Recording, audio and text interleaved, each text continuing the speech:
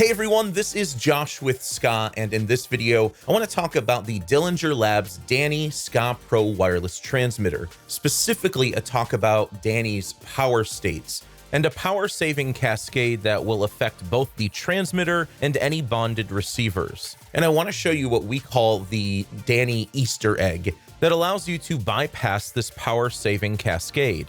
In order to understand the Dani Easter egg, you first have to understand Dani's power states. So let's briefly go over these first. If you're a Dani owner, you probably already know that you can tap the power button 3 times to switch between SKAA and SKAA Pro mode.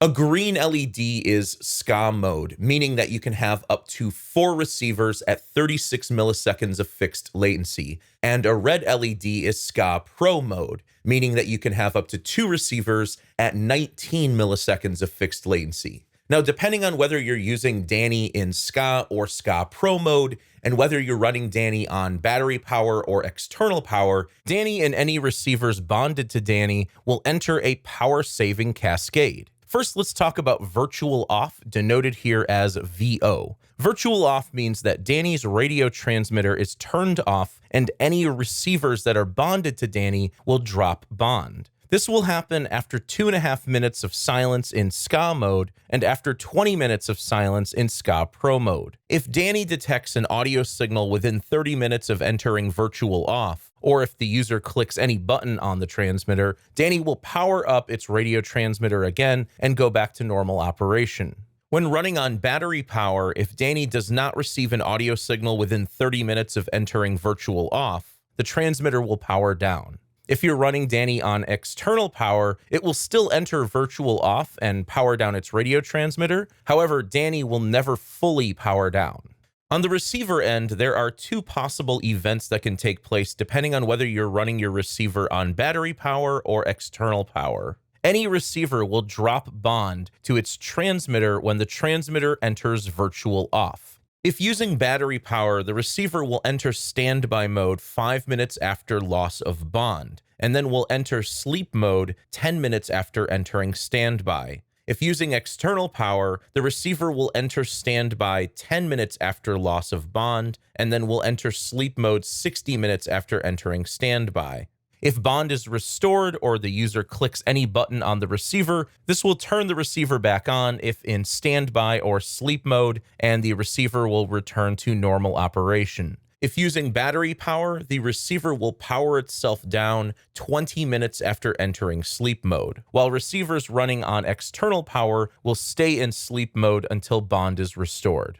And it's also worth mentioning that these numbers may change slightly from receiver to receiver, so different products may have slightly different windows of time for switching to standby mode, sleep mode, and powering off. So how do these power states relate to the Dani Easter egg? Well, the Dani Easter egg is super handy because it prevents the power-saving cascade entirely. With the Easter egg activated, bond between Dani and all its receivers is never dropped. So if you're doing a gig or an installation where Dani will have long stretches of silence in its source audio, you'll definitely want to disable virtual off. So the Dani Easter egg is very simple. Just press the power LED button 6 times and you'll see it blink. This will prevent Dani from ever entering virtual off, which means it will never power down its radio transmitter. And if you have Dani connected to external power, it will never power down, ensuring that Dani runs 24/7 unless you turn it off manually.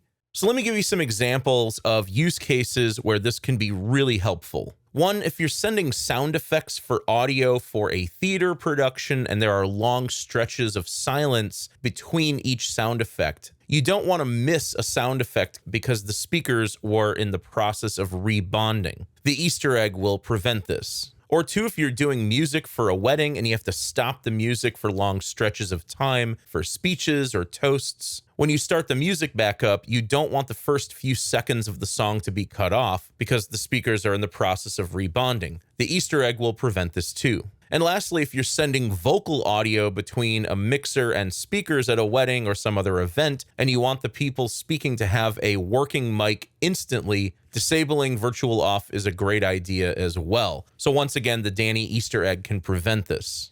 The Dani Easter egg does get reset when you power down Dani, so you'll need to click that power LED 6 times to turn off virtual off each time you power down and power up Dani. And one last thing I want to mention is that preventing virtual off is not unique to Dani. Other SKAA transmitters like Cassandra, Ursula, and Diz can do it too. You just need to open up the SKAA command app while your transmitter is plugged in and set the power mode to red. This will prevent your transmitter from entering virtual off. So that's the Dani Easter egg, power states, and virtual off explained. If you want to learn more about Dani and the wide selection of SKAA transmitters and receivers, head over to SKAA.com or SKAAstore.com. We also have a great selection of cables that can be used with Dani. If you like this video, please give it a thumbs up and subscribe to the SKAA Sound YouTube channel to stay up to date on all new SKAA products.